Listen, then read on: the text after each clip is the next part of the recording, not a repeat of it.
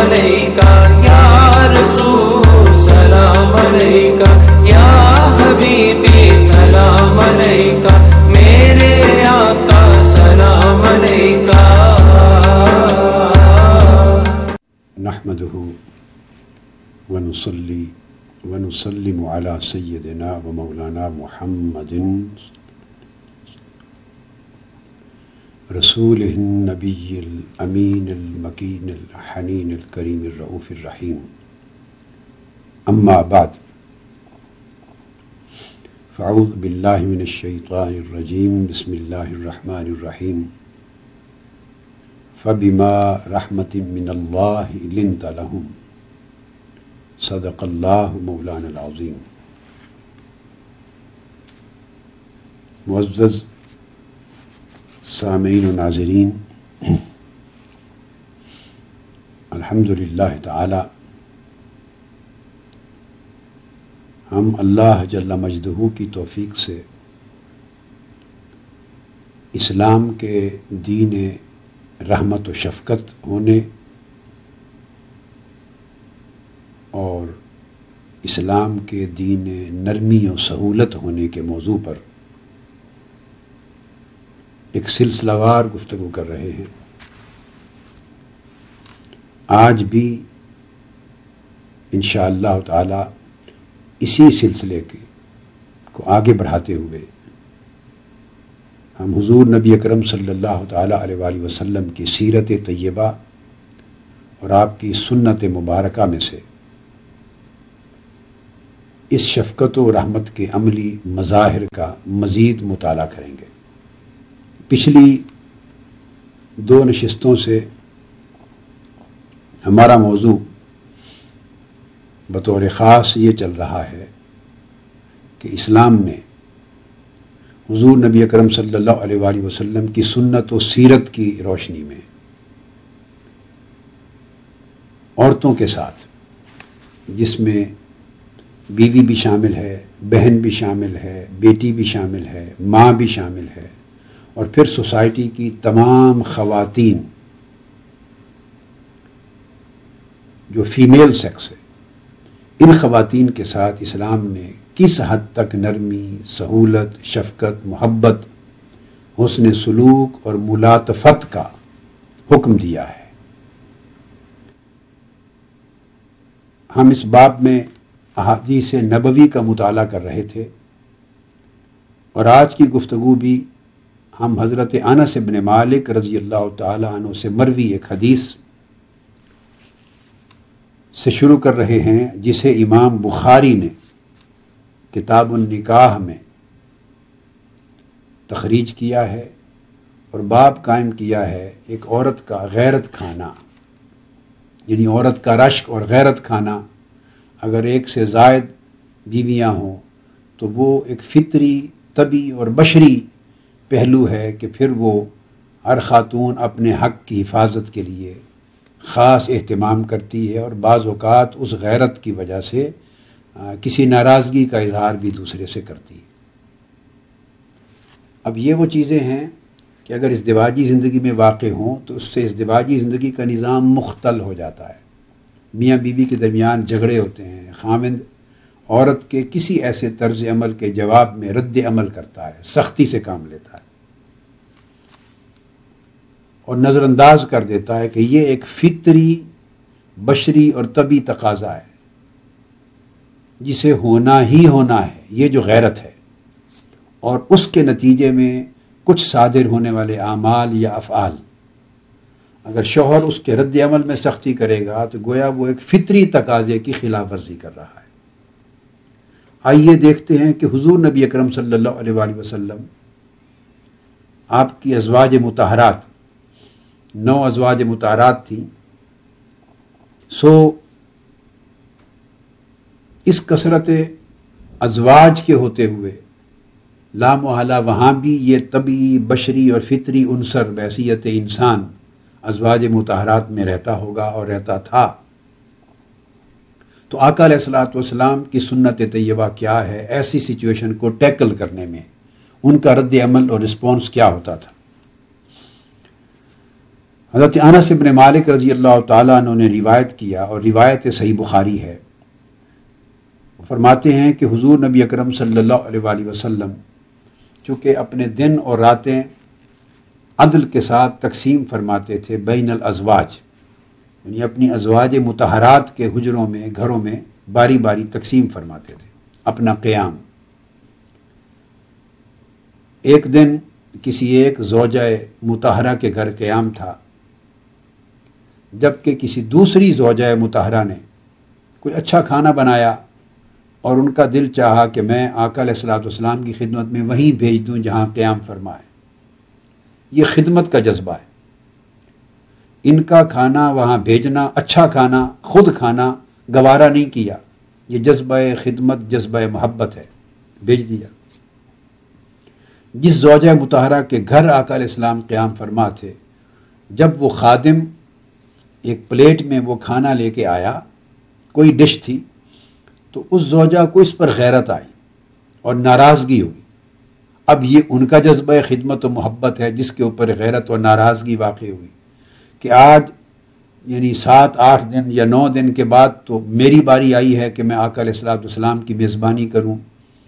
اور جو کچھ توفیق ہو پکا کے پیش کروں اور آپ کی خدمت کروں۔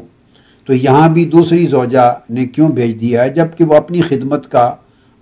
کی ٹرن لے چکی ہیں؟ یہ فطری چیزیں ہوتی ہیں۔ انہوں نے تھوڑا غصے میں آ کے ہاتھ مارا اس خادم کے ہاتھ کو، اور وہ جو پلیٹ تھی وہ نیچے گر گئی اور وہ گر کے ٹوٹ گئی، اس کے ٹکڑے ہو گئے۔ اب پلیٹ کے توڑ دینے کا عمل آقا علیہ الصلوۃ والسلام کے سامنے ہوا، اس پر حضور علیہ الصلوۃ والسلام خفا نہیں ہوئے، آپ نے کسی رد عمل کا مظاہرہ نہیں فرمایا، ناراضگی کا اظہار نہیں فرمایا، ایک کلمہ بھی نہیں ایسا کہا جس سے آپ نے ڈانٹ ڈپٹ پلانے کا انداز اختیار کیا ہو، بلکہ آقا علیہ السلام نیچے بیٹھے اور خود اس پلیٹ کے ٹوٹے ہوئے ٹکڑوں کو جمع کیا اور اکٹھا کر کے ایک طرف رکھ دیا، پھر جو کھانا گر گیا تھا اس کو جمع کیا اور جمع کر کے پھر نئی پلیٹ اس گھر سے لی، اس خادم کو دے دی اور اس کو روانہ کر دیا، اور ٹوٹی ہوئی پلیٹ اس کے بدلے میں وہاں رکھ دی۔ اور پھر آقا علیہ الصلوۃ والسلام نے ایک لطیف مزاح کے انداز میں اس زوجہ کو جنہوں نے پلیٹ توڑ دی تھی، اس زوجہ کو نصیحت، تربیت اور تلقین فرما دی۔ یہ آقا علیہ الصلوۃ والسلام کا رد عمل ہے، اور یہ شوہروں کے لیے ایک سنت وضع کی ہے، سنت قائم کی۔ اگر ہم یہ تعلیم دے دیں، ممکن ہے میری یہ بات سن کر، یہ تعلیم سن کر، یہ نصیحت اور تربیت کی بات سنت نبوی صلی اللہ علیہ وسلم کو سن کر ہمارے جو پاکستانی دوست ہیں اور احباب ہیں، شوہران گرامی، ان کی شوہریت میں غیرت پیدا ہو جائے، وہ سمجھیں کہ ہماری شوہریت کو دھچکا لگائے، اس سے تو ہماری شوہریت کمزور ہو جائے گی، اس سے ہماری شوہریت جو ہے وہ تابع ہو جائے گی اور بیویاں سر چڑھ جائیں گی، ہمارے اوپر غالب ہو جائیں گی، سوار ہو جائیں گی۔ ہم اس طرح سوچتے، یہ ہماری اپنی وضع کردہ سوچیں ہیں، ہماری سوچوں کے اپنے پیمانے ہیں۔ راستے دو ہی ہیں، یا ہم اپنی سوچ کے پیمانوں کے مطابق چلیں، یا اپنی زندگی کی ہر سوچ کو حضور نبی اکرم صلی اللہ علیہ وآلہ وسلم کی سنت طیبہ اور سیرت مبارکہ اور آپ کی تعلیم و تلقین کے تابع اور اس کی موافقت میں کر دیں۔ صاف ظاہر ہے اس دوسرے راستے میں خیر ہے۔ نماز، روزہ، حج، زکوٰۃ، عبادات کی حد تک تو ہر کوئی سنت کی پیروی کر لیتا ہے۔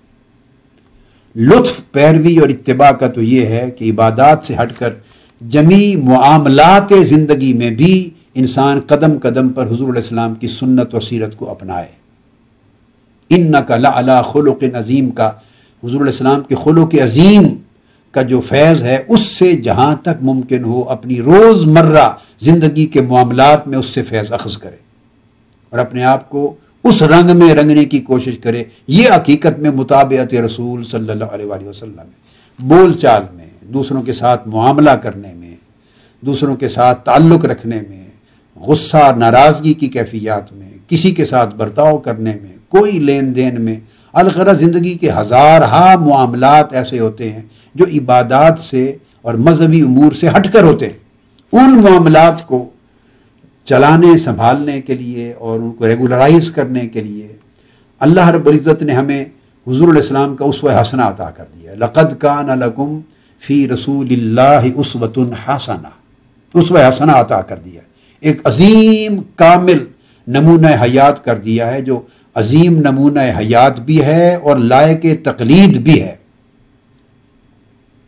قابل عمل بھی ہے. اگر اس کتابیں ہم کر دیں گے تو ہماری پوری کی پوری زندگی کے اعمال و افعال عبادت بن جاتے ہیں، اگر اس نیت کے ساتھ، مطابقت کی نیت کے ساتھ ہم سارے احوال کو حضور کی سنت اور سیرت کے تابع کر دیں. تاہم اس سے بھی آپ نے دیکھا جو بنیادی چیز آشکار ہوتی ہے وہ طبیعت کی نرمی ہے، طبیعت کے اندر سہولت کا گوشہ ہے،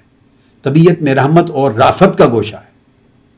سختی کا، درستی کا، مواخذہ کا، ناراضگی کا فقدان یا اس پر قابو پانا ہے. اس کے بعد اگلی حدیث جو کوٹ کر رہا ہوں وہ آقا علیہ الصلوۃ والسلام کے رحمت و شفقت اور نرمی اور ملاطفت اور سہولت کے ایک عظیم عملی مظہر کی آئینہ دار ہے. وہ حضرت عائشہ صدیقہ رضی اللہ تعالیٰ عنہ خود راوی ہیں اس حدیث کی، انہی کا واقعہ ہے، اور یہ حدیث بھی متفق علیہ ہے. اسے امام بخاری اور امام مسلم دونوں نے روایت کیا.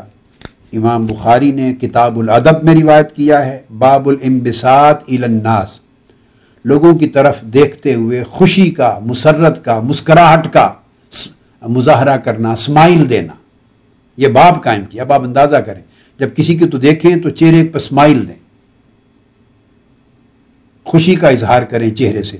انبساط اسمائل دینے کا باب ہے. یہ عادت آپ کو ویسٹ میں ملتی ہے، ہمارے ہاں جو مسلمان ہیں اور خاص طور پہ ہماری سوسائٹی پاکستان، انڈیا، بنگلہ دیش، یہ خطہ جو ہے یہاں تو اس سوسائٹی کا وجود نہیں ہے. اس ہماری سوسائٹی میں اس مثال کا یا اس عمل کا، اس اخلاق کا الا ماشاء اللہ وجود نہیں ملتا. اور یہ امام بخاری نے باب قائم کیا آقا علیہ السلام کی حدیث پر، یعنی اسلام کی یہ تعلیم 1500 سال سے ہے، اور اس کا پورا پرسیپشن چیپٹر وائز ان کے عنوانات، اس موریلٹی کے قائم کرنا اور ایسی ویلیوز کے قائم کرنا 1200 سال سے ہماری کتب میں حدیث کے ان چیپٹرز کے ساتھ قائم چلا آ رہا ہے. ام المومنین حضرت عائشہ صدیقہ رضی اللہ تعالیٰ عنہ فرماتی ہیں کہ میں آپ کی نوجوان تھیں اور نوعمری کے وقت سے آپ کے پاس یہ گڑیاں تھیں، ڈالز میں کھیلنے کا رواج تھا، وہ آج بھی ہے. بچیاں میں نے آنکھوں سے کئی گھرانوں میں ایسی بچیاں دیکھی ہیں کہ وہ ڈالز کے ساتھ یا اپنے خاص چیزوں کے ساتھ پوری زندگی کھیلتی رہیں. ایک سٹیج آتی ہے زیادہ نہ بھی کھیلتی ہوں تو پھر وہ ساتھ اپنی عمر بھر رکھتی بھی ہیں ایک عرصہ تک. فرماتی ہیں کہ میری ڈالز تھیں اور ڈالز کے ساتھ ہم کھیلا کرتی تھیں، اپنی سہیلیاں، فرینڈز مل کر. اور میری جو فرینڈز تھیں، سہیلیاں تھیں، وہ بھی میرے گھر آ جاتی. آقا علیہ السلام کی بیعت نبوت میں شادی کے بعد، اور کبھی بیٹھ کے پرانی سہیلیاں تھیں تو کھیلتی. حضور علیہ الصلوۃ والسلام جب کبھی داخل ہوتے تو ہمیں دیکھتے کھیلتے ہوئے گڑیاؤں کے ساتھ، اور عائشہ صدیقہ رضی اللہ تعالیٰ عنہ فرماتی ہیں کہ میں دیکھ کے ایک اسمائل دے کے، مسکراہٹ دے کے آگے گزر جاتے اور کبھی منع نہ فرمایا. اب آپ کے الفاظ قابل توجہ فرماتے ہیں فکانہ رسول اللہ صلی اللہ تعالی علیہ وآلہ وسلم اذا دخل یتقمعن منہ فیسربہن الی فیلعبن معی. وہ میری سہیلیاں جو میرے ساتھ کھیل رہی ہوتی تھیں تو آقا علیہ السلام گزرتے ہوئے ہمیں ایک اسمائل دے کے، خوشی کا، ایک مسرت کا، ایک مسکراہٹ کا اظہار کر کے چہرے سے گزر جاتے، اور میری طرف وہ تمام سہیلیاں پھر دیکھ کے خوش ہوتی اور ان کو خوش کرتے. آقا علیہ السلام کی اسمائل خوش کرتی اور وہ میرے ساتھ کھیلتی رہتی. آقا علیہ السلام گھر میں حجرہ مبارک میں تشریف فرما ہو جاتے اور کبھی منع نہ فرماتے. یہ آقا علیہ السلام کا ظرف تھا، یہ آقا علیہ السلام کی عظیم سنت تھی اور یہ عالی سیرت تھی، یہ نرمی اور شفقت کے وہ گوشے تھے. اسی طرح ام المومنین حضرت عائشہ صدیقہ رضی اللہ تعالیٰ عنہ ایک اور موقع پر فرماتی ہیں کہ حضور علیہ السلام ایک غزوہ سے واپس تشریف لے آئے، گھر میں داخل ہوئے اور میرے پاس میری سہیلیاں فرینڈز بیٹھی تھیں اور ہم کھیل رہی تھیں آپس میں انہی ڈالز اور گڑیاؤں کے ساتھ، یا مختلف جو جیسے آج بچے ٹیڈی بیئرز ہوتے ہیں ان کے پاس، کوئی ونی دا پو ہوتا ہے، کوئی ٹیڈی بیئر ہوتا ہے، مختلف قسموں کے کارٹونز ہوتے ہیں، مختلف نام، کوئی گھوڑے بنے ہوئے ہیں، کچھ ڈالز ہیں، کچھ ہاتھی بنے ہوئے ہیں، اس طرح کے تو بچے کھیلتے ہیں ان کے ساتھ۔ اب بات یہ بچوں کے کھیلنے کی چیزیں، اب تنگ نظری ہے، دین کا فہم جو ہے اس میں وسعت اور گہرائی نہ ہونا ہے کہ بعض لوگ ان کو بھی بت سمجھ کے توڑ دیتے ہیں، گھروں سے نکال دیتے ہیں، بچوں کو اجازت نہیں دیتے۔ حالانکہ یہ حدیث نبوی بتا رہی ہیں کہ یہ بچوں کا جو بچپن ہے اس کا فطری تقاضا ان سے کھیلنا، اور یہاں اس کھیلنے سے بچیوں کو، اسی کھیلنے سے بچوں کی تربیت کرنے کا سلیقہ آتا ہے۔ وہ آپ دیکھتے ہیں ان کو بچے اٹھاتے ہیں، ڈالز کو بچیاں سلاتی ہیں، ان کو دودھ پلا رہی ہوتی ہیں ایک برائے نام دکھانے کے لیے، ان کے لیے بیڈز مہیا کرتی ہیں، ماں باپ کو کہتی ہیں ان کو بیڈز بنا دیں، پھر بچیاں ان کو سلاتی ہیں۔ بچپن سے اللہ رب العزت نے یہ ایک بنیادی خوبی رکھی ہے ایک بچی میں کہ بچپن سے بڑی ہو کر جو اس نے بچوں کی تربیت کرنی اور اس کو نہلانا، دھلانا، کھلانا، پلانا، سلانا، یہ جو سارا عمل ہے وہ بچپن میں اس کی فطرت کے اندر ودیت کیا گیا ہے، وہ سارا عمل اپنی ڈالز کے، گڑیاؤں کے ساتھ کرتی، اور یہ بت نہیں ہے۔ اب آقا علیہ السلام کی سیرت طیبہ ملاحظہ فرمائیے، اور یہ حدیث پھر امام ابو داؤد نے سنن میں سیاستہ کے اندر، اور امام نسائی نے اپنی سنن میں سیاستہ کے اندر، اور امام بہقی نے اپنی سنن کبریٰ میں اس کو روایت کیا ہے، اور یہ حدیث صحیح۔ تو آپ فرماتی ہیں کہ آقا علیہ السلام گھر تشریف لائے تو آپ اندر داخل ہوئے تو ایک کونے میں میری جو سہیلیاں تھیں وہ میرے ساتھ کھیل رہی تھیں، اور میں نے آقا علیہ السلام اندر داخل ہوئے تو میں نے پوچھا ما ھذا یا عائشہ، عائشہ یہ کیا ہے؟ قالت بناتی، یا رسول اللہ یہ میری ڈالز ہیں، یعنی لفظ بنات کا استعمال کیا، یعنی میری بیٹیاں ہیں، مگر یہ میری ڈالز ہیں، گڑیائیں ہیں۔ پھر ان گڑیاؤں کے ڈالز کے درمیان آقا علیہ السلام نے ایک گھوڑا دیکھا، تو جب گھوڑے کو دیکھا تو آقا علیہ السلام نے دیکھ کے فرمایا اس گھوڑے کے 2 پر بھی تھے، تو آقا علیہ السلام نے فرمایا فرس لہو جناحان، عائشہ یہ گھوڑا ہے، اور کیسا گھوڑا ہے، اس کے تو 2 پر بھی ہیں۔ میں نے جواب میں عرض کیا یا رسول اللہ، قال وما سمعت ان لسلیمان خیلا لها اجنحہ، کہ آپ نے نہیں سنا کہ سلیمان علیہ السلام کا جو گھوڑا تھا اس گھوڑے کے پر تھے؟ یہ جیسے کہاوت مشہور ہوگی، گھروں میں بچیوں کو پہنچ جاتی ہے۔ تو آقا علیہ السلام یہ بات سن کے ہنس پڑے۔ ام المومنین رضی اللہ تعالیٰ عنہ فرماتی ہیں کہ اتنا ہنسے کہ آپ کے دندان مبارک جو سائڈوں کے ہیں، جو طرفین کے ہیں، وہ تھوڑے نواجز وہ نظر آنے لگے۔ آپ نے اس جواب سے اتنا انجوائے کیا،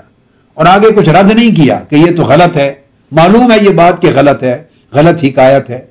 کریکٹ نہیں فرمایا، یعنی ایک معصومانہ بات تھی، اس کو انجوائے کیا، ہنس پڑے اور پھر آگے تشریف لے گئے، رد نہیں فرمایا۔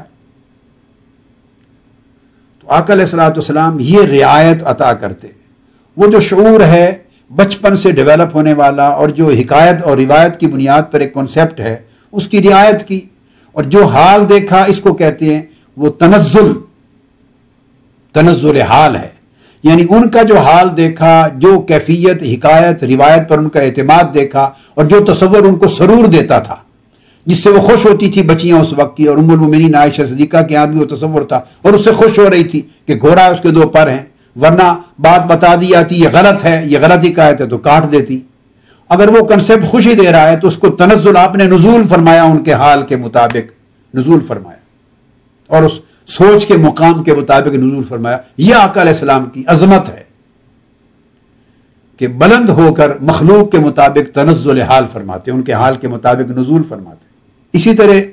حضرت عائشہ صدیقہ رضی اللہ تعالیٰ عنہ ایک اور حدیث ہے، اس کو روایت کرتی ہیں، اور یہ حدیث اس کو امام بخاری اور امام مسلم دونوں نے تخریج کیا ہے، یہ حدیث بھی متفق علیہ ہے۔ آپ فرماتی ہیں کہ میں نے آقا علیہ السلام کو دیکھا کہ میرے جو حجرہ ہے، میرا کمرہ، اس کے دروازے پر کھڑے تھے۔ لقد رأیت رسول اللہ صلی اللہ علیہ وسلم یقوم علی باب حجرتی والحبشۃ یلعبون بحرابہم فی مسجد رسول اللہ صلی اللہ تعالی علیہ وسلم، اور حبشہ سے ہر سال آیا کرتے تھے حبشی صحابہ،